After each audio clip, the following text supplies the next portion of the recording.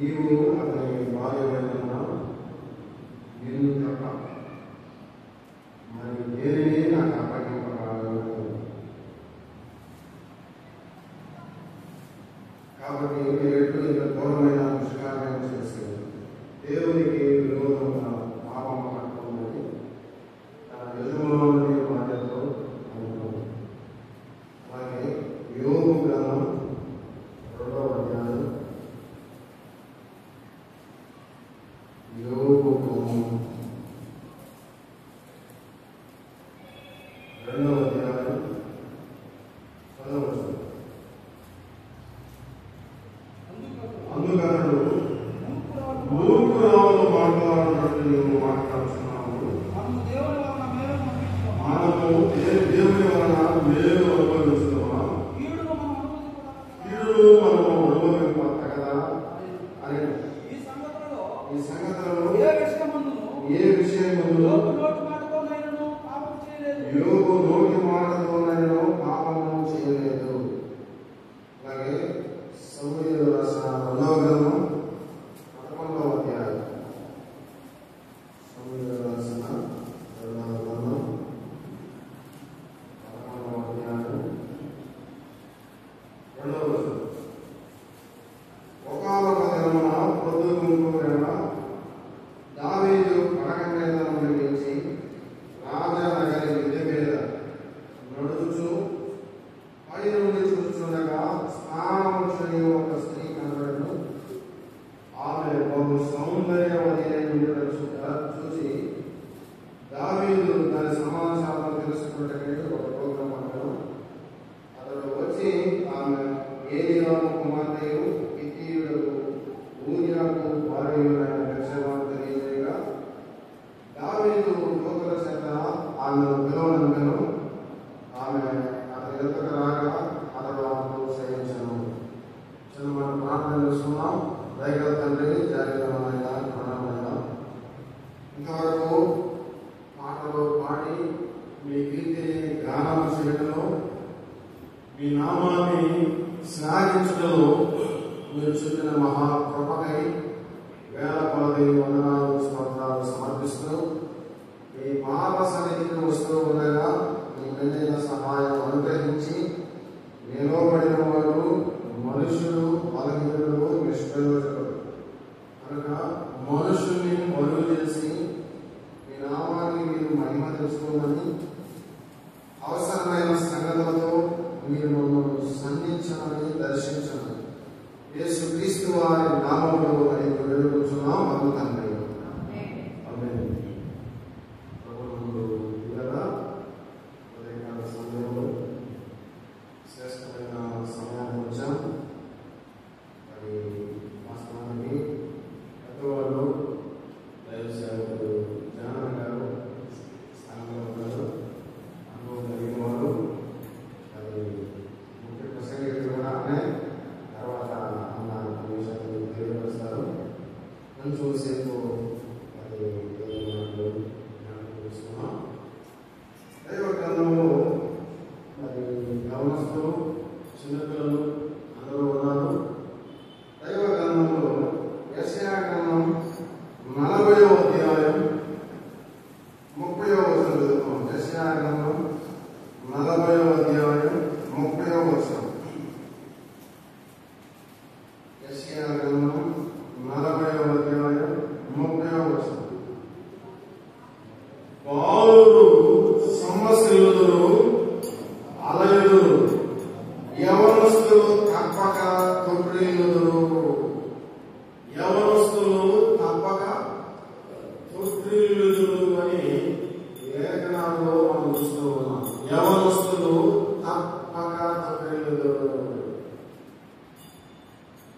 ప్రియులారా గమనించండి, యవనస్తులు తప్పక ఏమవుతారట? తొట్టిల్లిపోతారు. అంటే యవనస్తులు జారిపోతారు, పాపంలో పడిపోతారు అని లేఖనాలు తెలియపరుస్తూ ఉన్నాయి. యవనస్తులైనా తొట్టిల్లేది, పెద్దవాళ్ళు తొట్టిల్లరా అని ఆలోచన చేసినట్లయితే యాకోబు పత్రికలో మరి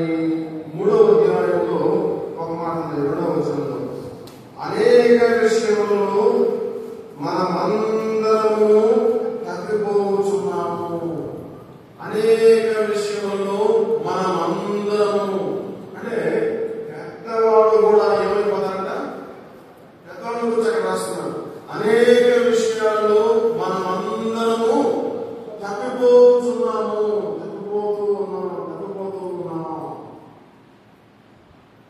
మరి చిన్నపిల్లల సంగతి ఏంటి? బాలుడు హృదయంలో స్వాభావికముగా మూఢత్వం పుట్టును అని ఆది కాండంలో మనం గమనించగలం. యోహాను సువార్తలో ఒక మాట జ్ఞాపకం చేసుకున్నాం. యోహాను సువార్తలో 8వ అధ్యాయంలో యేసుక్రీస్తు ప్రభువారు దేవాలయంలో ఉన్నప్పుడు వ్యభిచారంలో ఒక స్త్రీ పట్టబడింది. పట్టుకుని వచ్చి రాళ్ళతో కొడుతూ, బోధకుడా ధర్మశాస్త్రంలో ఈమెను రాళ్ళతో కొట్టి సంపాదన కదా, నువ్వేం చెప్తావు అన్నప్పుడు ప్రభు అక్కడ మరి ఆ రీతిగానే రాళ్ళతో కొట్టి చంపండి, కానీ మొట్టమొదట ఏ పాపము చేయవాడు మొదట రాయి వేయండి అని చెప్పి ప్రభువు వంగి రాసుకుంటూ ఉన్నాడు.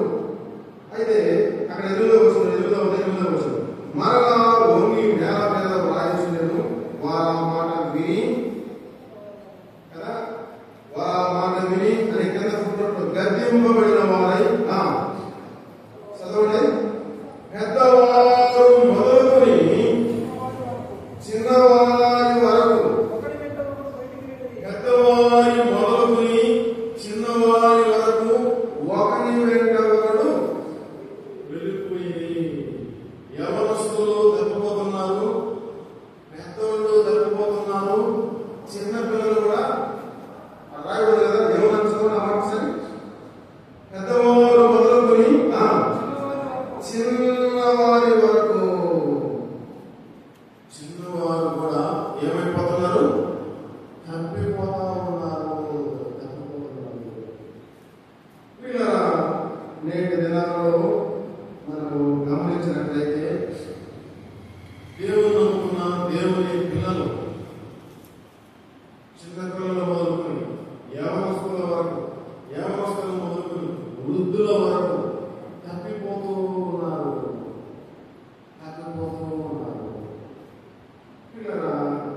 ఇది చాలా దుఃఖకరమైన సంగతి, బాధాకరమైన సంగతి. దేవుడు దుఃఖపడుతున్నాడు, అపవాది సంతోషిస్తూ ఉన్నాడు. అపవాది ఏం చేస్తున్నాడంట? సంతోషిస్తున్నాడు. హబక్కూకు గ్రంథం 1వ అధ్యాయం, హబక్కూకు గ్రంథం 1వ అధ్యాయం 14వ వచనం. హబక్కూకు గ్రంథం 1వ అధ్యాయం 14వ వచనం. ఏలిక లేని చేపలతోనూ ప్రాకు పురుగులతోనూ నీవు నరులను సమానులుగా చేసేది. వాడు గాలము వేసి, వినండి, అపవాది గాలము వేస్తూ ఉన్నాడట. వాడు గాలము వేసి మానవులందరినీ, చిన్నవారిని, యవనస్తులను, పెద్దవారిని కదా, వాడు గాలము వేసి మానవులందరినీ గుచ్చి లాగి ఉన్నాడు. గాలాలు వేస్తున్నాడు, ఉరులు కొడుతూ ఉన్నాడు కదా. తర్వాత ఏం చేస్తున్నాడు? వాడు తన వలతో వారిని కూర్చుకుని సంతోషపడి గంతులు వేస్తూ ఉన్నాడు. వల గాలం వేస్తున్నాడు, గాలానికి పడకపోతే ఉరులు కొడుతున్నాడు, ఉరులకు పడకపోతే వలలో వేస్తూ ఉన్నాడు, కూర్చుకుంటున్నాడు. మొత్తానికి ఏం చేసుకున్నాడు? కూర్చుకొని సంతోషపడుతూ ఉన్నాడు. ఏం చేస్తున్నాడట? అపవాది మన విషయంలో సంతోషపడుతూ ఉన్నాడు. యవనస్తులు తప్పక తొట్టిల్లుదురు. మనమందరము అనేక విషయాల్లో తప్పిపోతున్నాం. పెద్దవారు కదా, పెద్దవారు మొదలుకొని చిన్నవారి వరకు తప్పిపోతూ ఉన్నారు. పిల్లరా, ఈ ఉదయకాల సమయంలో తప్పిపోకుండా ఉండాలి, తప్పిపోకుండా ఉండేదానికి భక్తులు ఏం చేశారో కొన్ని మాటలు జ్ఞాపకం చేసుకున్నాను. పిల్లరా, మరి దైవ గ్రంథంలో 3 విషయాలు మనం చదువుతున్నాం. ఆదికాండం 39వ అధ్యాయంలో యోసేపును గురించి, యోబు గ్రంథంలో 2వ అధ్యాయంలో యోబును గురించి, సమూయేలు 2వ గ్రంథంలో 11వ అధ్యాయంలో దావీదును గురించి. పిల్లగా ఆదికాండంలో 2వ అధ్యాయంలో యోసేపుకు శోధన సంభవించింది. యోసేపు పాపాన్ని జయించాడు. యోబు గ్రంథంలో యోబు కూడా అనేక రకాల శ్రమలు, శోధనలు సంభవించాయి, వ్యాధులు, బాధలు. అయినా యోబు గురించి యోబు నోటి మాటతో కూడా పాపం చేయలేదు అని చదువుతున్నాం. యోబు నోటి మాటతో కూడా ఏం చేయలేదు, పాపం చేయలేదు. సమూయేలు గ్రంథంలో మంచి భక్తుడు దావీదు పాపం చేతిలో ఓడిపోయాడు. పాపం చేతిలో ఏమైపోయాడు, ఓడిపోయాడు. పిల్లరా, మరి దావీదు మంచి భక్తుడు. బాల్యంలోనే బాలుడుగా ఉండగానే దేవుడు ఎన్నుకున్నాడు. చూడండి, దావీదు గురించి 1-2 మాటలు జ్ఞాపకం చేసుకున్నాం. మొదటి సమూయేలు గ్రంథం 16వ అధ్యాయం దావీదు గురించి మనకు తెలుసు, ఊరికే జ్ఞాపకం చేసుకున్నాం. మొదటి సమూయేలు గ్రంథం 16వ అధ్యాయంలో దేవుడు దావీదును కోరుకున్నట్లుగా మనం గమనించాం. దేవుడు దావీదును కోరుకున్నాడు. 16వ అధ్యాయంలో సమూయేలు ప్రవక్త బెత్లెహేము గ్రామానికి వెళ్తాడు. యెష్షయికి వెళ్తాడు. యెష్షయి వారిని బలికి ఆహ్వానిస్తాడు. ఈ విషయమైనా మనకు తెలుసు. యెష్షయి తన కుమారులందరినీ దేవుడు తీసుకురమ్మన్నాడు. యెష్షయి తన కుమారులందరినీ తీసుకుని వస్తాడు. మొదటి వాడిని పెద్దవాడిని చూస్తాడు. ఏలీయాము 6వ వచనంలో, 16వ అధ్యాయం 6వ వచనంలో, యెహోవా అభిషేకించిన వాడు నిజముగా ఈయనే అనుకుని అభిషేకించబోతూ ఉండగా దేవుడు సమూయేలుతో మాట్లాడతాడు. సమూయేలు నేను పైరూపాన్ని రక్షకట్టను, నేను ఇతన్ని ఎన్నుకోలేదు అంటాడు. ఈ విషయంలో మనకు తెలుసు. ఇలా ఆయన కుమారులందరినీ ఒకరి తర్వాత పంపిస్తారు. వీళ్ళందరినీ నేను కోరుకోలేదు అన్నాడు. ఇంకెవరైనా ఉన్నారా వీళ్ళు కాక అన్నప్పుడు, అయ్యా ఇంకొకడు ఉన్నాడు కదా, 11వ వచనం అంటాడు, ఇంకొకడు ఉన్నాడు కనసాగవాడు, వాడు గొర్రెలు చెప్తూ ఉన్నాడు అన్నప్పుడు వాడిని పిలిపించు అన్నాడు. వాడిని పిలిపించాడు. చూడండి, 16వ అధ్యాయం 12వ వచనం. సోదరులు, అతడు వారిని పిలువనంపించి లోపలికి తోడుకొని వచ్చును. అతని ఎర్రనివాడును చక్కని నేత్రములు గలవాడునై చూచుటకు సుందరమైన వాడునై ఉండెను. అతడు రాగానే నేను కోరుకున్నవాడు. ఎవరంటే దేవుడు కోరుకున్నవాడు. నేను కోరుకున్నవాడు ఇతనే. నేను కోరుకున్నవాడు అంటున్నాడు దేవుడు. దేవుడు కోరుకున్నవాడు దావీదు. దావీదు ఎవరంటే దేవుడు కోరుకున్నవాడు. దావీదు దేవుడిని నమ్మలేదా? దేవుడిని నమ్మేవాడు, రక్షణ పొందేవాడు, విశ్వాసం ఉంచేవాడు. తర్వాత దావీదు పాపం చేతిలో ఓడిపోతాడు. హెబ్రీ పత్రిక 2వ అధ్యాయం 4వ అధ్యాయంలో విశ్వాస వీరుల జాబితాలో కూడా చేర్చబడతాడు. విశ్వాస వీరుడిగా చేయబడతాడు. ఇలా కానీ మొట్టమొదట పాపం చేతిలో ఓడిపోయినట్టుగా మనం గమనించగలం. పిల్లలు గమనించినట్లయితే దేవుడు కోరుకున్న దావీదు. దావీదు ఎవరు? దేవుడు కోరుకున్నవాడు.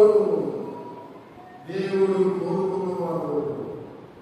సమూయేలు 2వ గ్రంథంలో మనం చదువుతున్న 11వ అధ్యాయంలో అమాలేకీయులతో ఇశ్రాయేలు యుద్ధం జరుగుతూ ఉండగా దావీదు మిద్ది మీదకి వెళ్ళాడు.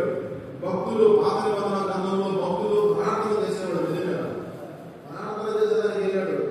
బహుశా మరి ప్రార్థన చేసేదానికి పైకి వెళ్ళినప్పుడు స్నానం చేసుకున్న ఒక స్త్రీ కనపడింది.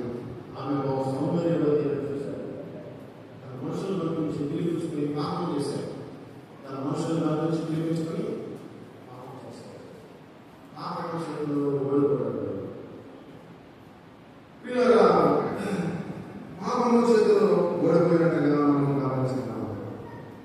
దావీదు దేవుని ఎరిగినవాడే, దావీదు దేవుని నమ్మినవాడే. దావీదు గురించి సమయంలో 2వ గ్రంథం 17వ అధ్యాయంలో ఫిలిష్తీయులు ఇశ్రాయేలు మీదకి వచ్చినప్పుడు గొలియాతు ఇశ్రాయేలు ప్రజలను బెదిరిస్తూ ఉన్నప్పుడు అక్కడ దావీదు మరి గొలియాతు మీదకి వెళ్తాడు. ఆ యుద్ధంలో జరిగిన సంగతి ఒక మాట రాకుండా సమయంలో మొదటి గ్రంథంలో ఆ విషయాలు మనం గమనించగలం. 26వ వచనం 17వ అధ్యాయం దావీదు జీవముగల దేవుని సైన్యములను తిరస్కరించుటకు ఈ సున్నతి లేని ఫిలిష్తీయుడు ఎంతటి వాడు దేవుని పిల్లలను ఒక అన్యుడు దూషిస్తూ ఉండగా తప్పలేకపోయాడు కదా. గమనించినట్టు పిల్లరా, దేవుని పిల్లలను దూషించడం అంటే దేవుడు దూషించినట్టే. దేవుని పిల్లలను దూషించడం అంటే ఎవరు దూషించినట్టు? ప్రభువును దూషించినట్టే. సౌలుతో ప్రభు అంటాడు, సౌలా సౌలా నీవేళ నన్ను హింసించుచున్నావు అంటే దేవుని పిల్లలను సౌలు హింసిస్తూ ఉన్నాడు. దేవుని పిల్లలను హింసించడం అంటే దేవుని హింసించినట్టు. జకర్యా గ్రంథంలో కూడా ఉంది, నా బిడ్డలను ముట్టువాడు నా కనుగుడ్డును ముట్టినటువంటి సమానం. దేవుని పిల్లలను హింసిస్తే దేవుని హింసించినట్టే. దావీదు ఇక్కడ మరి గొలియాతు దేవుని పిల్లలను దూషిస్తూ ఉండగా తట్టుకోలేకపోయాడు. నేను నమ్మకం పౌరుషం కలిగిన వాడు, పరాక్రమం కలిగిన వాడు. తర్వాత రాజు దగ్గరికి తీసుకుపోయి రాజు అన్నాడు, నువ్వేది నా బాలుడు నీకు బలం చాలు అన్నాడు. ఆ విషయాలు నాకు తెలుసు కదా. బాలుడు నీకు బలం చాలు 33వ వచనంలో ఉన్న విషయం ఏదైనా నేను అరణ్యంలో గొర్రెలు పెడుతూ ఉండగా సింహం వచ్చింది, సింహం చేతిలో నన్ను తప్పించాడు దేవుడు. ఎలుగుబంటి వచ్చింది, ఎలుగుబంటి చేతిలో నన్ను తప్పించాడు దేవుడు అన్నప్పుడు అక్కడైతే దేవుడు వీడికి తోడుగా ఉన్నాడని రోజు నమస్కారం. ఆ విషయాన్ని మనకు తెలుసు. మరి దేవుడు నమ్ముకున్నవాడు, దైవ భయం కలిగిన వాడు దావీదు. ఆయన పాపం చేతిలో ఓడిపోయాడు. ఏం చేశాడు? పాపం చేతిలో ఓడిపోయాడు. పాపం చేతిలో దావీదు ఓడిపోయాడు. యోసేపు ఓడిపోలేదు. యోసేపు ఇదే సందర్భం వచ్చింది. చూడండి, ఆదికాండం 39వ అధ్యాయంలో మనకు తెలుసు. యోసేపును 37వ అధ్యాయంలో అందరూ ఆదికాండంలో 37వ అధ్యాయంలో యోసేపును అందరూ అమ్మేస్తారు. పోతీఫరు తీసుకుని వెళ్తాడు. ఆ విషయాన్ని మనకి తెలుసు. 39వ అధ్యాయంలో పోతీఫరు తన ఇంట్లో ఒక గృహ నిర్వాహకుడిగా ఒక అధికారిగా నియమించాడు. అన్ని పనులు యోసేపు చూస్తూ ఉన్నాడు. ఈ విషయాన్ని కూడా మనకు తెలుసుకున్నాడు. అయితే ప్రతిరోజు యోసేపు పోతీఫరు ఇంటికి వస్తూ పోతూ ఉండగా పోతీఫరు భార్య అతని మీద కన్ను వేసిందని 7వ వచనం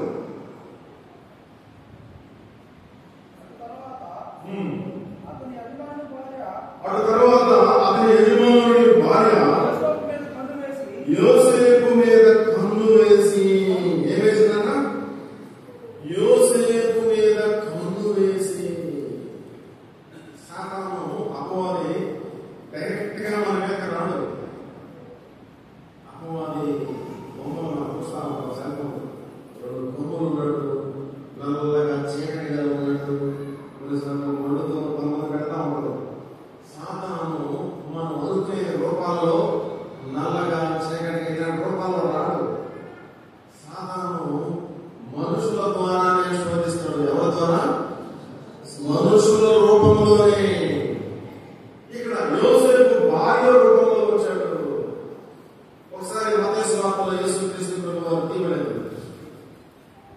మరి అందరూ నన్ను విడిచిపెట్టి వెళ్ళిపోతా ఉన్నారు, మీరు కూడా విడిచిపెట్టి వెళ్ళిపోతానంటే పేతురు, అయ్యా అందరూ విడిచిపెట్టినా నేను నిన్ను విడిచిపెట్టను అన్నాడు.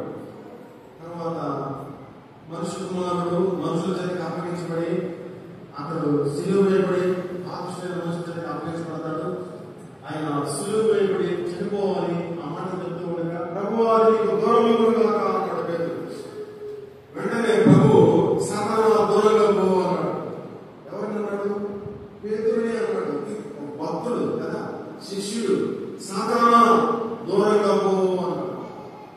ఇలా అపవాది మనం అనుకునే భయపడే రూపాల్లో అపవాది మనం శోధించడు, కానీ మనుషుల ద్వారానే శోధిస్తారు. యోసేపు భార్య ద్వారా, పోతీఫర్ భార్య ద్వారా ఇక్కడ యోసేపును శోధిస్తూ ఉన్నాడు. పిల్లల కన్ను వేసి మరి ప్రతిరోజు ఆమె బలవంతం చేస్తా ఉంది. యోసేపు నామం వేశాడు, ప్రతిరోజు బలవంతం చేసేది. అయితే ఆయన ఒప్పుకోకుండా వెళ్ళిపోతూ ఉండేవాడు. ఒకరోజు ఏం చేసిందంటే తన ఇంట్లో పని వాళ్ళందరినీ బయటికి పంపించేసి ఆమె ఒకటే నిలబడిపోయింది. యోసేపు వచ్చే సమయానికి పాపం అలా చేసేదండి. వెంటనే యోసేపు వచ్చాడు. బలవంతంగా పట్టుకున్న తర్వాత యోసేపు ఏం చేస్తాడు? 9వ వచనం. 8వ వచనం నుండి అయితే అతడు ఒప్పక నా యజమానుడు తనకు కలిగినదంతా నా చేతికి అప్పగించను కదా, నా వశమున తన ఇంటిలో ఏమి ఉన్నదో అతడు ఎరుగడు. ఈ ఇంటిలో నాకంటే పైవాడు ఎవడూ లేడు. నీవు అతని భార్యమైనందున నిన్ను తప్ప మరి దేనిని నాకు అప్పగింపలేదు. కాబట్టి నేను ఎట్లా ఇంత ఘోరమైన దుష్కార్యం చేసేది అంటున్నాడు. నేనెట్లు ఇంత ఘోరమైన దుష్కార్యం చేసి నేను ఎట్లా చేసేది పని నేను చేయలేను అంటున్నాడు కదా. నేను ఎట్లా చేసేది దావీదు ఎట్లా చేశాడు చూసాడు అక్కడ. దావీదు మనుషులు పంపించాడు. ఎవరు? ఆమె ఏలియాబు కుమార్తె. ఏలియాబు ఎవరు? దావీదు సైనికుల్లో ఒకడు. ఊరియా భార్య. ఊరియా ఎవరు? దావీదు కోసం ఆ యుద్ధంలో కదా పోరాడే సైనికుల్లో ఒకడు ఊరియా. ఎవరు? ఏలియాబు కుమార్తె బెత్షెబా అంటే అహీతోపెలు మనవరాలు. అహీతోపెలు ఎవరు అంటే దావీదు దగ్గర మంత్రిగా, ప్రధానమంత్రిగా ఉన్నాడు, సలహాదారుడుగా ఉన్నాడు. అహీతోపెలు మనవరాలు అని గురించి మనం చరిత్రలో చూస్తాం. అహీతోపెలు అంటే దావీదు దగ్గరే ఉన్నాడు. ఏలియాబు కుమార్తె, దావీదు కూడా కుమార్తె. కానీ పాపం చేశాడు దావీదు. యోసేపు పాపము నేను ఎట్లా చేసేది అంటున్నాడు కదా. నేను ఎట్లా చేసేది? ఎందుకని యోసేపు పాపము చేయలేకపోయాడో ఆదికాండం 37వ అధ్యాయం 2వ వచనం. ఆదికాండం 37వ అధ్యాయం 2వ వచనం. ఆదికాండం 37వ అధ్యాయం 2వ వచనం. యాకోబు వంశావళి ఇది. యోసేపు 17 ఏళ్ల వాడై తన సహోదరులతో కూడా మందను మేపుచుండెను. అతడు చిన్నవాడై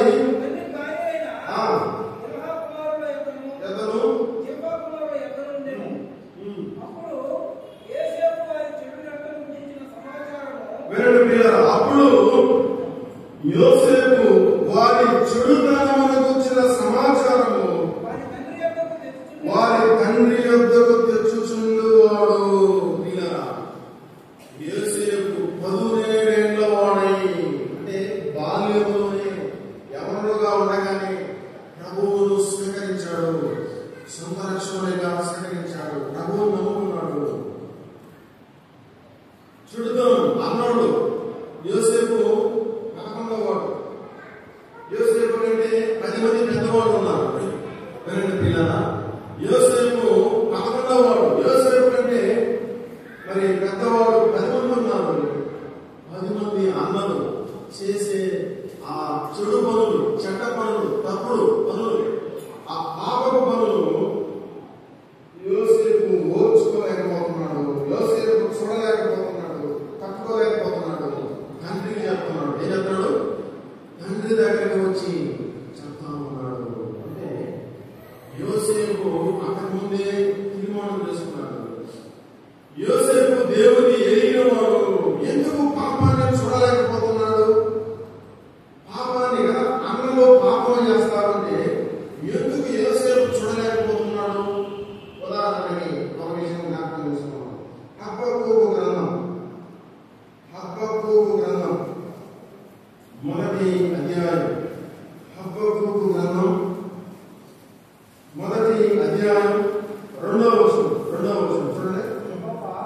యెహోవా నేను మొరపెట్టినను.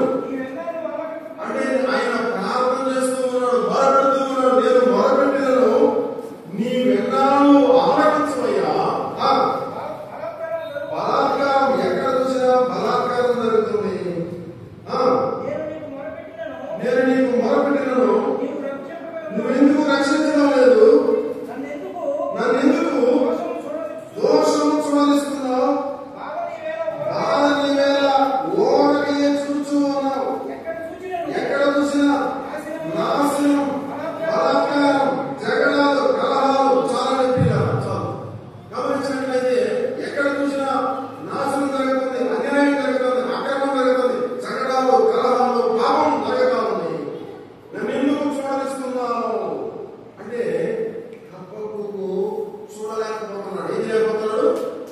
పాపాన్ని చూడలేకపోతున్నాడు, చూసి తట్టుకోలేకపోతున్నాడు. కింద అదే హబక్కూకు గ్రంథం మొదటి 13 నీ కనుదృష్టి దుష్టత్వము చూడలేనంత నిష్కలంకమైనది కదా. బాధించువారు చేయు బాధను నీవు దృష్టింపజాలవు. నువ్వు కూడా చూడలేవు కదా. ఏమంటున్నాడు? 2వ వచనంలో హబక్కూకు చూడలేకపోతున్నాడు. ఏం చూడలేకపోతున్నాడు? దుష్టత్వాన్ని చూడలేకపోతున్నాడు, అన్యాయం చూడలేకపోతున్నాడు, అక్రమం చూడలేకపోతున్నాడు. 2వ వచనంలో నేను చూడలేకపోతున్నానయ్యా అంటున్నాడు. 3వ వచనంలో నీవు కూడా చూడలేవు కదా. నువ్వు కూడా, దేవుడు కూడా దుష్టత్వం చూడలేదు, అన్యాయం, అక్రమం, పాపము చూడలేని కనులు, పవిత్రమైన కనులు కలిగిన వాడు దేవుడు. దేవుడు పవిత్రుడు, పాపము లేనివాడు కదా అని యోసేపు ఎరిగి నమ్ముకున్నాడు. ఇలా యోసేపు దేవుడు, యోసేపు పాపాన్ని తట్టుకోలేకపోతున్నాడు. 37వ అధ్యాయంలో కదా, అన్నలో చేసే చెడు సమాచారం, పాపం చూడలేకపోతున్నాడు. యోసేపు దేవుడు ఎలా ప్రత్యక్షపరుచుకున్నాడు అంటే, యోసేపు దేవుడు పవిత్రుడుగా, పరిశుద్ధుడుగా, నిర్దోషిగా, నిష్కల్మషుడుగా ఆయన ప్రత్యక్షపరుచుకున్నాడు. వాస్తవానికి అజ్ఞాన కాలం, వాస్తవానికి అప్పుడు ధర్మశాస్త్రం కూడా లేదు. మనస్సాక్షి యుగం, మనస్సాక్షి చేత దేవుడు వాళ్ళకి ఇచ్చిన, మనకిన్న ధర్మశాస్త్రం ఉంది, సంఘం ఉంది, వాక్యం ఉంది. మనస్సాక్షిని బట్టి గద్దించబడేవాడు. దేవుడు యోసేపుకు పవిత్రుడుగా, మరి ఆయన పాపము లేనివాడిగా ప్రత్యక్షపరుచుకున్నాడు. వ్యవహార శాస్త్రం 7వ అధ్యాయంలో నా యందు పాపం ఉన్నదని మీలో ఎవడు స్థాపించగలడు? ఆయన పాపము లేనివాడు, ఆయన పాపము లేనివాడు, ఆయనలో పాపము లేదు, పాపాన్ని చూడలేనివాడు అని హబక్కూకు గ్రంథంలో చూసాం. పాపాన్ని ఏం చేయలేదా? చూడ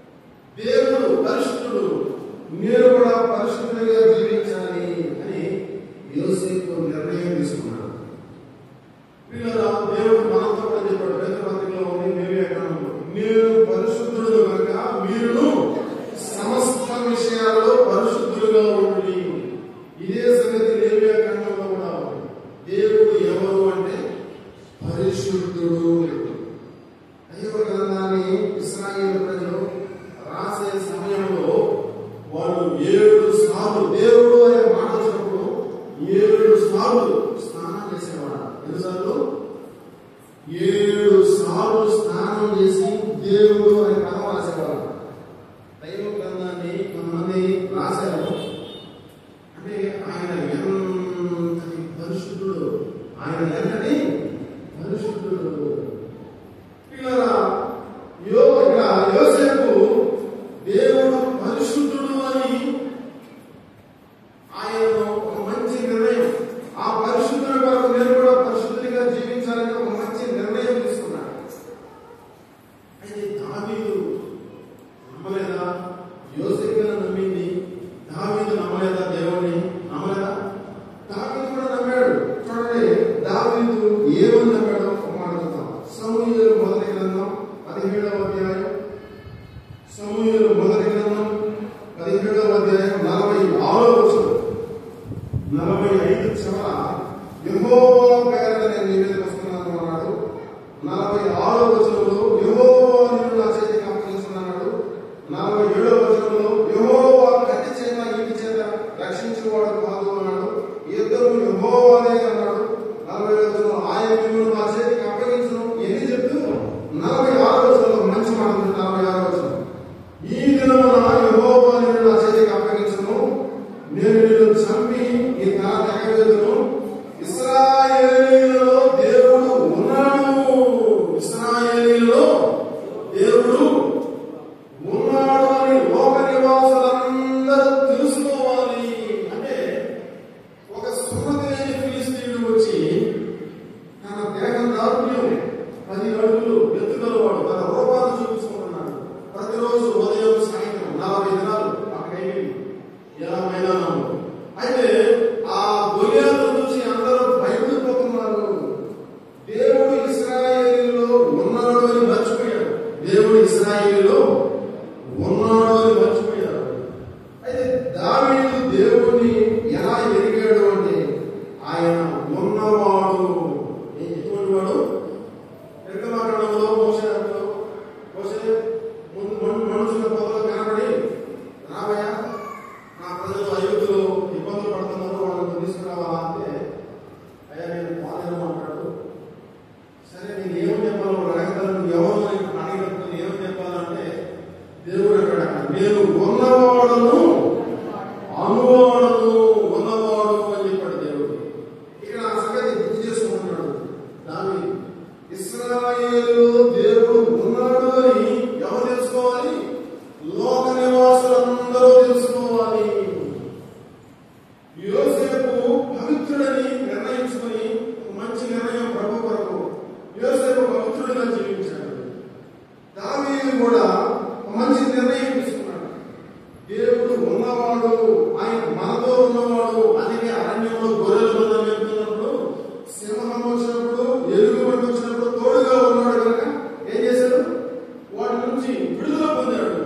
ఆయన తోడుగా ఉండే దేవుడు ఉన్నవాడు అని దావీదు నమ్మాడు. ఉన్నవాడు అని దావీదు నమ్మాడు. యోబును గురించి మనం గమనించినట్లయితే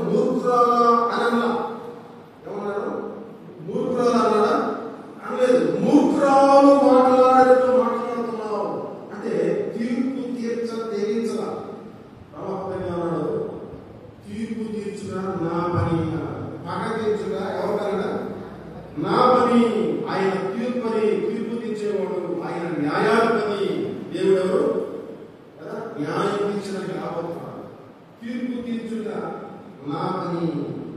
మనం ఎవరే గాడిద అంటాం, అంటే గాడిద అనేసాము అంటే తీర్పు తీర్చేసినట్టే. దుర్మార్గుడు అంటాం, దుర్మార్గుడు కాదు కదా, తీర్పు తీర్చేది ఎవరు. అవునా కదా. మోసే సంఖ్యాకాండంలో ద్రోహులారా అన్నాడు, అంటే కణంలో ప్రవేశం లేదు, ఏమన్నా తప్పే ఉన్నాయి, ద్రోహులారా అన్నాడు. వాళ్ళు ద్రోహం చేసినా నేను భరిస్తాను. తీర్పు తీర్చేది మనం. యోబు ఇక్కడ ఆయన న్యాయాధిపతి, తీర్పు తీర్చేవాడు, పాపానికి శిక్ష ఉంది కదా, ఒక రోజు తీర్పు తీరుస్తాడు. ఇలా యోబు గ్రహించాడు, ఆయన న్యాయాధిపతిగా యోబు స్వీకరించాడు, అందుకే పాపం చేయలేదు. ఇలా గమనించినట్లయితే మరి యోసేపు దేవుని విషయంలో సరైన నిర్ణయం తీసుకున్నాడు. అందుకే యోసేపు ఇక నేను పాపం చేయను, ఆయన పరిశుద్ధుడు కనుక నేను కూడా పరిశుద్ధిగా జీవించాలి అని యోసేపు నిర్ణయాన్ని బట్టి మరి యోసేపు పాపం చేయలేకపోయాడు. చూడండి 39వ అధ్యాయం ఆదికాండం 9వ వచనం, 19వ అధ్యాయం 9వ వచనం.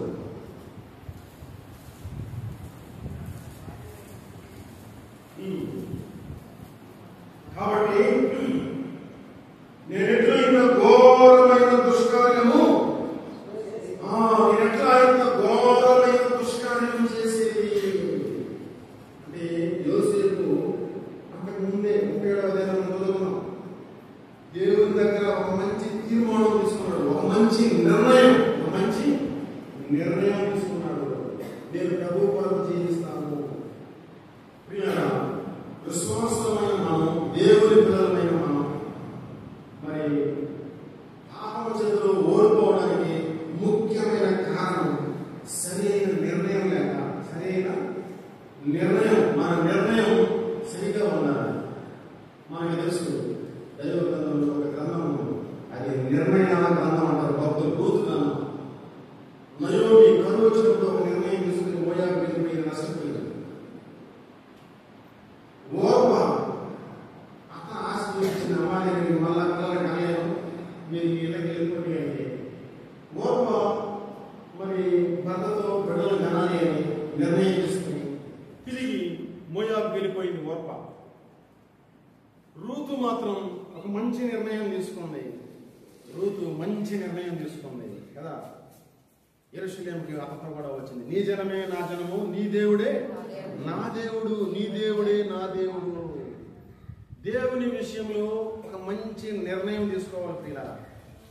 దేవుని విషయంలో మనం ఏం చేయాలి? ఒక మంచి నిర్ణయం. 100వ కీర్తనలో భక్తుడు అంటున్నాడు, చూడండి 100వ కీర్తనలో 1వ వచనం, సమస్త దేశములారా యెహోవాకు ఉత్సాహధ్వని చేయండి, సంతోషముతో యెహోవాను సేవించండి, ఉత్సాహ గానము చేయించు ఆయన సన్నిధికి రండి. యెహోవాయే దేవుడు. ఎవరంటే దేవుడు? యెహోవాయే దేవుడు. పాత నిబంధనలో యెహోవాగా ప్రత్యక్షపరుచుకున్నాడు, క్రొత్త నిబంధనలో యేసుక్రీస్తుగా ప్రత్యక్షపరుచుకున్నాడు, సంఘ కాలంలో పరిశుద్ధాత్ముడిగా ప్రత్యక్షపరుచుకున్నాడు. యెహోవా వేరు, యేసుక్రీస్తు వేరు, పరిశుద్ధాత్ముడు వేరు కాదు. నేను తండ్రిని ఏకమై ఉన్నలాగునా అన్నాడు యోహాను సువార్తలో. నేను తండ్రిని ఏమైనా ఏకమై ఉన్నా, ఒకటే. నేను వేరు, ఆయన వేరు కాదు. పిల్లల గమనించండి. అయితే యెహోవాయే దేవుడు. ఎవరంట దేవుడు? యెహోవాయే దేవుడు అని ఆయనే మనలను పుట్టించను, మనము ఆయన వారము. మనలను ప్రేమించి ఆయన ఈ లోకానికి వచ్చాడు, మన కోసం తన ప్రాణాన్ని దారపోసాడు, రక్తాన్ని కార్చాడు, ఆయన రక్షణ కలుగజేశాడు. కాబట్టి యెహోవాయే దేవుడు. దేవుని విషయంలో సరైన నిర్ణయం తీసుకోవాలి, మన నిర్ణయం సరిగా ఉండాలి.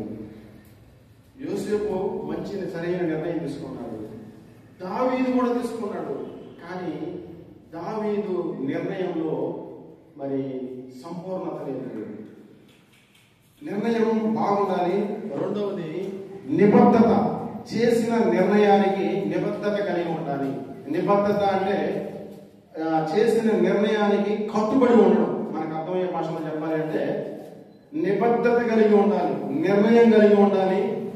రెండవది నిబద్ధత. నిబద్ధత అంటే చేసిన నిర్ణయానికి కట్టుబడి ఉండడం. ఒక నిర్ణయం చేశాం. పౌలు ఒక నిర్ణయం చేశాడు. గలతీయులకు రాసిన పత్రిక 2వ అధ్యాయం, గలతీయులకు రాసిన పత్రిక 2వ అధ్యాయం, గలతీయులకు రాసిన పత్రిక 2వ అధ్యాయం, 2వ అధ్యాయంలో 20 వచనం. నేను క్రీస్తుతో కూడా సిలువ వేయబడి ఉన్నాను, జీవించువాడను నేను కాను, క్రీస్తే నా యందు. నేను క్రీస్తుతో కూడా చనిపోయాను అంటున్నాడు. ఏమంటున్నాడు? మీకు అర్థమయ్యేది నేను చెప్తాను. నేను క్రీస్తుతో కూడా సిలువ వేయబడి ఉన్నాను అంటే నేను క్రీస్తుతో కూడా చనిపోయాను, జీవించువాడను నేను కాను. ఎవరు జీవిస్తున్నారు? క్రీస్తే. నా యందు జీవించువాడు క్రీస్తే. ఇది పౌలు నిర్ణయం. నేను బ్రతికినా నా మట్టుకైతే బ్రతుకుట క్రీస్తే అన్నాడు పౌలు ఫిలిప్పీ పత్రికలో. నా మట్టుకు అయితే బ్రతుకుట క్రీస్తే. నేను బ్రతికితే క్రీస్తు కోసం బ్రతుకుతాను. ప్రియులారా, దావీదు కూడా దేవుని విషయంలో నిర్ణయం తీసుకున్నాడు, కానీ పాక్షికమైన నిర్ణయం అంటే నిబద్ధత కలిగి ఉన్నాడు. కానీ ఆయన నిర్ణయంలో పాక్షికం అంటే సగం సగం నిర్ణయం, సంపూర్ణమైన నిబద్ధత లేదు దావీదు నిర్ణయంలో. యోబు కూడా మన విషయాలు జ్ఞాపకం చేసుకోవాలంటే యోబు కూడా పాపం చేయలేదు. యోబు పాపం చేయకుండా ఉండడానికి గల కారణం 2వ అధ్యాయం 10వ వచనంలోనే, 2వ అధ్యాయం 10వ వచనం. ఈ సంగతులలో ఏ విషయమందును చివరిలో చెప్తున్నా, ఈ సంగతులలో ఏ విషయమందును యోబు నోటి మాటతోనైనను ఏం చేయలేదట? పాపము చేయలేదు. నోటి మాటతోనైనను పాపము చేయలేదు. యోబు పాపము చేయకుండా ఉండడానికి గల కారణం 31వ అధ్యాయం చూడండి. యోబు గ్రంథం 31వ అధ్యాయం 1వ వచనం. యోబు గ్రంథం 31వ అధ్యాయం 1వ వచనం. నేను నా కన్నులతో నిబంధన చేసుకుంటుని, యోబు భక్తుడు పాపము చేయకుండా ఉండడానికి గల కారణం నిబంధన చేసుకున్నాడు. నిర్ణయం, మంచి నిర్ణయం తీసుకున్నాడు. ఆ నిర్ణయానికి కట్టుబడి ఉన్నాడు, నిబద్ధత కలిగి ఉన్నాడు. యోబు నిబద్ధత కలిగి ఉన్నాడు అంటే చేసిన నిర్ణయానికి కట్టుబడి ఉన్నాడు. యోబు నేను నా కన్నులతో నిబంధన చేసుకుంటుని, కన్యకను నేను ఎలా చూసేది అంటున్నాడు. కన్యక అంటే కింద ఆయనకే 3 కూతుర్లు ఉన్నారు. కింద 9వ వచనం. నేను హృదయమున పరస్త్రీని మోహించిన ఎడలా కదా. నేను హృదయమున పరస్త్రీని అంటే గమనించినట్లయితే పిల్లరా, పొరుగువానికి కదా, నిర్గమాకాండంలో 10 ఆజ్ఞల్లో ఉన్నాయి. నీ పొరుగువాని భార్యనైనను, దాసులనైనను, ఎద్దునైనను కదా, దాసురాలైనను, దేనినైనను ఆశించకూడదు అన్నాడు. పిల్లరా, కన్నులతో నిబంధన చేసుకున్నాడు. కన్నులతో నిబంధన చేసుకున్నాడు. కన్యకుని ఎలాగో చూచుదును. దావీదు నిర్ణయం తీసుకున్నాడు ప్రభు నమ్ముకునేదానికి. కానీ దావీదు యొక్క నిర్ణయం లేక నిబద్ధత సరైనది కాదు. చేసుకున్న నిర్ణయానికి ఆయన కట్టుబడి లేడు. యోబు కట్టుబడి ఉన్నాడు. పిల్లరా, దావీదు మోసపోయి పాపం చేశాడు. ఆమె సౌందర్యం, ఆమె బహు సౌందర్యవతి అని చూశాను. ఆమె ఎటువంటిదంట? సౌందర్యవతి. సామెతల గ్రంథంలో 31వ అధ్యాయంలో 30-31వ వచనంలో అందం మోసం, సౌందర్యం వ్యర్థం. పిల్లరా, వ్యర్థమైన దాని మీద మనసు ఉంచాడు. దావీదు పాపం చేతిలో ఓడిపోయాడు. కాబట్టి గమనించినట్లయితే యోబు పాపం చేయకుండా ఉండడానికి గల కారణం కన్నులతో నిబంధన చేసుకున్నాడు. యోబు గ్రంథానికి రండి, 31వ అధ్యాయం. నోటితో నిబంధన చేసుకున్నాడు. 2వ అధ్యాయం 10వ వచనం. నోటి మాటతో కూడా ఏం చేయలేదట? పాపం చేయలేదు. ఎందుకు చేయలేదు అంటే మత్తయి సువార్తలో 5వ అధ్యాయం 37వ వచనంలో ఉంది. మీ మాట అవునంటే అవును, కాదంటే కాదు, వీటికి మించి పుట్టినది దుష్టుల నుండి పుట్టను అన్నాడు. అవునంటే అవును, కాదంటే కాదు. నోటితో నిబంధన చేసుకున్నాడు యోబు, కన్నుతో నిబంధన చేసుకున్నాడు, నోటితో నిబంధన చేసుకున్నాడు. యోబు గ్రంథం 31వ అధ్యాయం 27వ వచనం. యోబు గ్రంథం నా హృదయము రహస్యముగా ప్రేరేపింపబడి వారు తట్టు చూచి నా నోరు ముద్దు పెట్టిన యెడల పరమనున్న దేవుని దృష్టికి నేను వేషధారినవుదును. అంటే హృదయం కూడా ఏం చేస్తుందంటే పాపం చేసేదానికి ప్రేరేపిస్తుంది. హృదయం కూడా పాపము చేసేదానికి ప్రేరేపిస్తుంది. హృదయంతో నిబంధన చేసుకున్నాడు, నోటితో నిబంధన చేసుకున్నాడు, కంటితో నిబంధన చేసుకున్నాడు, హృదయంతో నిబంధన చేసుకున్నాడు, మనసుతో నిబంధన చేసుకున్నాడు. సంపూర్ణమైన నిర్ణయం, సంపూర్ణమైన నిబద్ధత. ద్వితీయోపదేశ కాండంలో ఒక వ్యక్తి మనకి కనబడతాడు. ద్వితీయోపదేశ కాండం 1వ అధ్యాయం 36వ వచనం. ద్వితీయోపదేశ కాండం 1వ అధ్యాయం 36వ వచనం. యెఫున్నె కుమారుడైన కాలేబు తప్ప మరి ఎవడనో చూడడు, అతను పూర్ణ మనసుతో యెహోవాను అనుసరించను. ఇశ్రాయేలు ప్రజలు చాలా మంది బయలుదేరారు ఐగుప్తు నుండి. వాగ్దానం చేసిన దేశంలోకి యెహోషువ కాలేబులు ఇద్దరే వెళ్ళారు. విశ్వాస యాత్రలో మనం కూడా ఓడిపోతూ ఉన్నామంటే చేసిన నిర్ణయానికి కట్టుబడి లేదు, నిబద్ధత కలిగి లేదు. గమనించినట్లయితే ఇక్కడ వారు సంపూర్ణమైన నిర్ణయం తీసుకున్నారు, చేసిన నిర్ణయానికి నిబద్ధత కలిగి ఉన్నారు. కాలేబు గురించి రాస్తూ అతడు పూర్ణ మనసుతో, దేంతో అంట? పూర్ణ మనసుతో.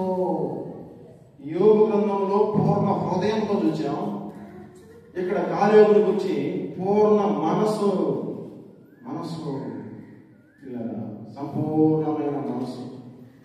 దేవుని దగ్గర మనము మరి పాపం చేతిలో ఓడిపోవడానికి గల కారణం కట్టుబడి ఉండగా చేసిన నిర్ణయం తీసుకుంటాము. దేవుని వాక్యం విన్నప్పుడు ఈ రోజు నుండి నేను నీ కోసం జీవిస్తానయ్యా, పరిశుద్ధంగా పవిత్రంగా జీవిస్తాను అని మనం నిర్ణయం తీసుకుంటాం. కానీ నిర్ణయానికి కట్టుబడి జీవించడం వల్ల ఎక్కడ పాపం జరుగుతుందంటే, మనం ఎక్కడ పాపం చేతిలో ఓడిపోతున్నాము అంటే చేసిన నిర్ణయానికి మనము కట్టుబడి జీవించలేకపోతున్నాము. కట్టుబడి జీవించడం అంటే దీనినే నిబద్ధత అంటారు. నిబద్ధత కలిగి జీవించలేకపోతున్నాం. సరైన నిర్ణయం లేక పాపం చేతిలో ఓడిపోతున్నాం. రెండవది నిబద్ధత లేక ఓడిపోతున్నాం. మూడవది సంపూర్ణమైన నిబద్ధత. ఎటువంటి నిబద్ధత? ఇక్కడ యెహోషువ కాలేబుని గురించి మనం చూసుకున్నాం. అతడు పూర్ణ మనసుతో, ఎటువంటి మనసు? పూర్ణ మనసు. తర్వాత దావీదు తెలుసుకుంటాడు. దావీదు తర్వాత తెలుసుకుని తీర్మానం చేసుకుంటాడు. దావీదు కూడా సంపూర్ణంగా తనను తాను దేవుడికి సమర్పించుకుంటాడు. హెబ్రీ పత్రికలో 11వ అధ్యాయంలో విశ్వాస వీరుల జాబితాలో దావీదు కూడా ఏం పడతాడు? చేర్చబడతాడు. కాబట్టి ఉదయకాల సమయంలో ప్రియులారా, దేవుని మందిరంలోకి వచ్చిన మనం చిన్నపిల్లలు మొదలుకొని పెద్దవారు వరకు మన నిర్ణయం, ఒక ఐడియా మన జీవితాన్ని మార్చేస్తుంటారు కదా. ఐడియా ఏం చేస్తుంది? జీవితాన్ని మార్చేస్తుంది. ఒక నిర్ణయం నీ జీవితాన్ని మార్చేస్తుంది. వినండి, మరి మనం చిన్న వయసులో చిన్నపిల్లలు కూడా ఉన్నారు, మంచి నిర్ణయం తీసుకోవాలి. రెండవది, అది తీసుకున్న నిర్ణయానికి ఏం కలిగి ఉండాలి? నిబద్ధత కలిగి ఉండాలి. మూడవది, ఎటువంటి నిబద్ధత? సంపూర్ణమైన నిబద్ధత, అంటే కట్టుబడి ఉండాలి. నేను ఎక్కువ సమయం తొందరగా ముగిస్తా. ఒక చిన్నవాడు ఉన్నాడు. యోసేపు మంచి నిర్ణయం తీసుకున్నాడు. యోసేపు ఏం చేయబడ్డాడు? చక్రవర్తి కదా, రాజు కాదు, చక్రవర్తి. కొన్ని దేశాల మీద మరో చక్రవర్తి. నేను పేరుకు మాత్రమే చక్రవర్తినయ్యా, నువ్వే అన్ని అన్నాడు. యోసేపు తీసుకున్న నిర్ణయం యోసేపుని ఏ స్థాయికి తీసుకెళ్ళిందో మనకు తెలుసు. ఇంకొకడు ఉన్నాడు, చిన్న బాలుడు, పిల్లలు కూడా ఉన్నారని చెప్పి జ్ఞానం. పిల్లలకు సంబంధించి కూడా ఒక మాట నేను జ్ఞాపకం చేస్తాను. సమూయేలు మొదటి గ్రంథం చూడండి, 1వ అధ్యాయం 28వ వచనం.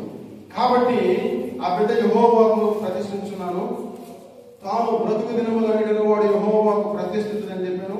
అప్పుడు వాడు యెహోవాకు అక్కడనే మొక్కెను. చిన్నవాడు, పాలు విడిచిన వాడు. ఎవరంట?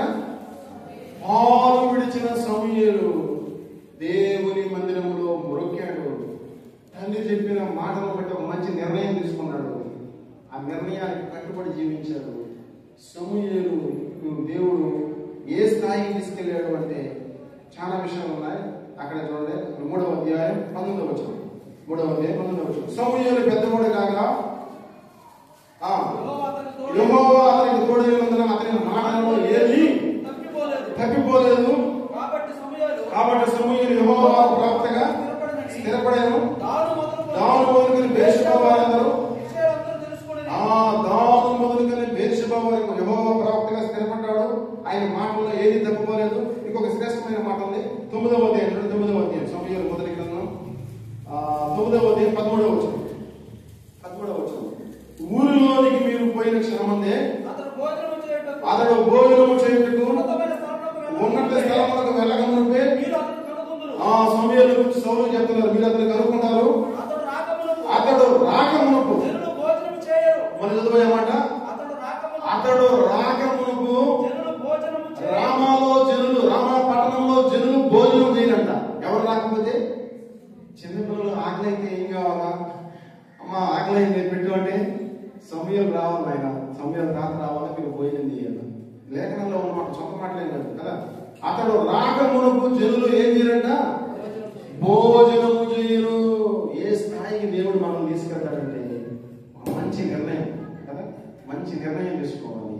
ఇలా ఒక 3 మాటలు మీకు జ్ఞాపకం చేస్తా. మంచి నిర్ణయం ఏ విషయంలో అంటే రక్షణ విషయంలో మంచి నిర్ణయం తీసుకోవాలి. రక్షించబడే సమయంలో ఎలా ప్రభువును నమ్ముకోవాలంటే మరి 1-2 మాటలు జ్ఞాపకం చేస్తా. మత్తయి సువార్తలో ప్రభు అన్నాడు, 7వ అధ్యాయంలో, మత్తయి సువార్త 7వ అధ్యాయంలో ప్రభు అన్నాడు. ఆ మాటలు జ్ఞాపకం ఉంచుకున్నాం. మత్తయి సువార్తలో 7వ అధ్యాయంలో 24వ వచనంలో ఆయన కొన్ని విషయాలు చెప్పుకుంటూ వచ్చాడు. 15వ వచనం నుండి చెప్పుకుంటూ వస్తూ, కాబట్టి ఈయన మాటలు విని వాడు చొప్పున చేయ ప్రతి వాడు బండ మీద ఇల్లు కట్టుకునే బుద్ధిమంతుని.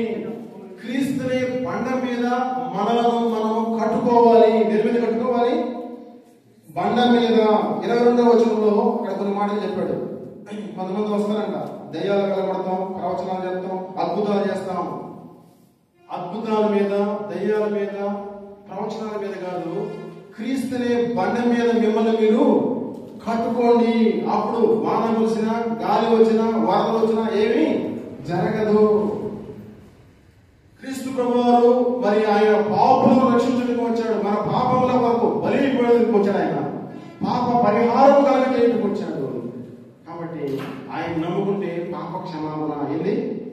పాప క్షమాపణ, పరిశుద్ధత. కాబట్టి క్రీస్తునే బండ, మన కొరకు కొట్టబడిన బండ. ఆయన బండ మీద ఇల్లు కట్టుకోవాలి అంటే రక్షణ విషయంలో సరైన తీర్మానం, సరైన నిర్ణయం తీసుకొని రక్షించబడాలి. రక్షణ విషయంలో మన నిర్ణయం సరిగా ఉండాలి. రెండవది సంఘం విషయంలో. రెండవది సంఘం, స్థానిక సంఘం, ఒక మంచి సంఘం, వాక్యానుసారమైన సంఘం. చూడండి, కొరింథీయులకు రాసిన పత్రిక కొరింథీయులకు రాసిన మొదటి పత్రిక 4వ అధ్యాయం 14వ వచనం. మిమ్మల్ని సిగ్గుపరచవాలని కాదు గాని నా ప్రియులైన పిల్లలని మీకు బుద్ధి చెబుతున్నాను. ఈ మాటలు రాయిచున్నాను. క్రీస్తునందు మీకు ఉపదేశకులు 10,000 మంది ఉన్నను, తండ్రులు అనేకులు లేరు.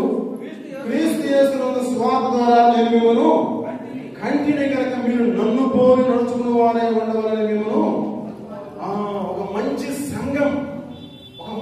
సంఘంలో స్థిరపడాలి. అర్థమవుతుంది కదా? రక్షణ విషయంలో మన నిర్ణయం కదా, క్రీస్తునే బండ మీద మనము కట్టుకున్నప్పుడు మనం నిలబడతాము. రెండవది ఒక మంచి సంఘంలో మనము నాటబడాలి కదా. కీర్తనలో కూడా ఉంది, దేవుని మందిరములో మీరు నాటబడిన వారై అన్నాడు. దేవుని మందిరములో ఏం చేయబడిన వారు? నాటబడిన వారై అన్నాడు. ఎన్నో కీర్తనది? 82వ కీర్తన తీయబడింది. 92 దేవుని మందిరంలో నాటబడిన వారంటే ఏడుతో లోపలికి వెళ్ళిపోతాయి. పై నుండి గాలి కొడితే వెళ్ళిపోయేది కాదు. దేవుని మందిరంలో నాటబడి, ఎందుకంటే ఇక్కడ చెప్పాడు క్రీస్తునందు మీకు ఉపదేశంలో 10,000 మంది ఉన్నా కూడా తండ్రులు అందరూ లేరు. స్థానిక సంఘ సేవకుడే ఆత్మీయమైన తండ్రి మిమ్మల్ని గురించి ప్రభు సన్నిధిలో ఏడ్చేవాడు, ప్రభు పాదాలు పట్టుకునేవాడు. ముందు సేవకులు ప్రార్థన చేసడానికి మోకాళ్ళు వస్తే ఎవరో గురించి అంటే ఎవరు మందిరానికి సరిగా రారో, ఎవరు లోకంలో పాపంలో పడిపోయారో వాళ్ళ కోసమే ప్రార్థన చేస్తారు కదా. వాళ్ళే గుర్తుకొస్తారు. నా నోరు పడి చెప్తాం, సొంతోడు గుర్తురాదు. దైవ సేవకులు మోకాళ్ళు వస్తే వాడు సరిగా రావడం లేదు, నీవు సరిగా రావట్లేదు కదా, లోకంలో చిక్కుకున్నాడు. వీళ్ళ కోసం ప్రార్థన చేస్తారు. సమయంలో కూడా రాత్రంతా సౌలు కోసం ప్రార్థన చేసేవాడు. ఒక మంచి సంఘంలో ఉండాలి అని రెండవ నిర్ణయం. మొదటి నిర్ణయం రక్షణ విషయంలో సరైన నిర్ణయం తీసుకుని క్రీస్తునే బండ మీద అనగా రక్షకుడు, ప్రభువు రక్షకుడు, దేవుడు, ఆయన కోసం నేను జీవిస్తానని నిర్ణయం తీసుకోవాలి. రెండవది మరి సంఘం విషయంలో మంచి సంఘంలో మనం జీవించాలి. మూడవది వివాహం విషయంలో. ఏ విషయంలో? వివాహం విషయంలో ప్రార్థనాపూర్వకంగా దైవికమైన నడుపుకు, దైవభక్తి కలిగిన స్త్రీ, దైవభక్తి కలిగిన సహోదరుని కదా దైవికమైన నడిపింపుతో అబ్రహాము ఏ రీతిగా నడిపించుకున్నాడు, దైవికమైన నడిపింపుతో ఒక మంచి స్త్రీని చూసి, ఒక మంచి పురుషుడు కదా, విశ్వాసి అయిన భార్య అన్నాడు, విశ్వాసి అయిన భర్త. ఎవరు తొందరపడకూడదు. వివాహం విషయంలో మంచి నిర్ణయం, రక్షణ విషయంలో మంచి నిర్ణయం కలిగి ఉండాలి. రెండవది సంఘం విషయంలో మంచి నిర్ణయం, తర్వాత కుటుంబం విషయంలో, వివాహం విషయంలో మంచి నిర్ణయం కలిగినప్పుడు ఎన్ని శ్రమలు వచ్చినా నిలబడగలరు. అర్థమవుతుంది కదా. కాబట్టి యోసేపు ఒక మంచి నిర్ణయం తీసుకున్నాడు.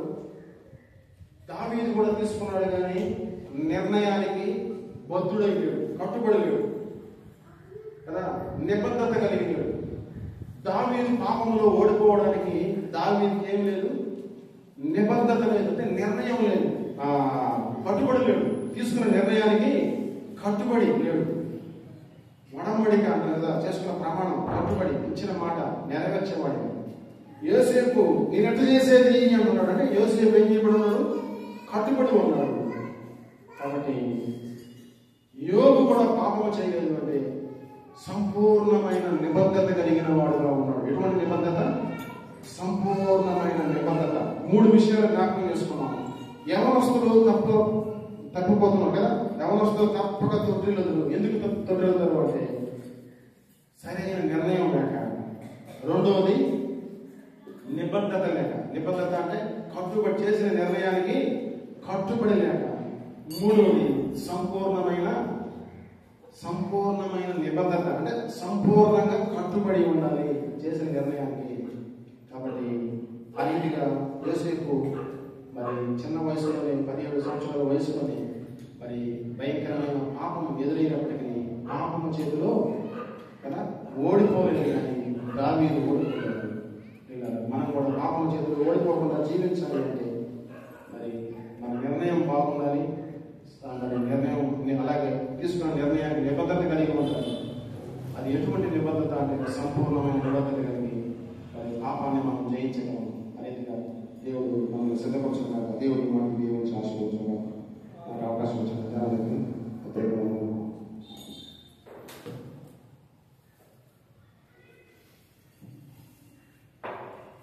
ప్రార్థన చేసుకున్నాము. ప్రార్థన నిర్వహించే